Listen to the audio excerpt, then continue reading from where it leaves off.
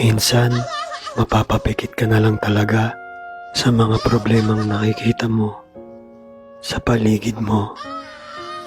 Bakit ganon? Grabe na talaga.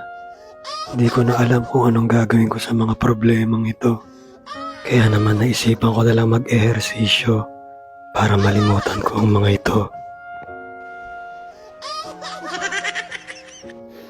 Minsan kahit walang nakakatawa, bigla na lang tayong tumatawa nang walang dahilan.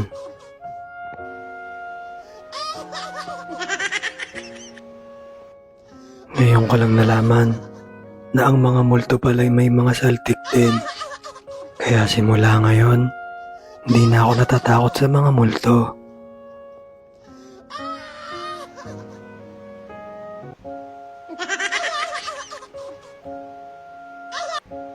Nung una, akala ko hindi ka na makakapagbilyar kapag walang bilyaran.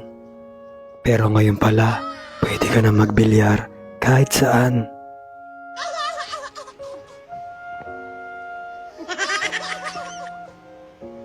Buti na lang, pwede ka nang sumakay sa ostrich.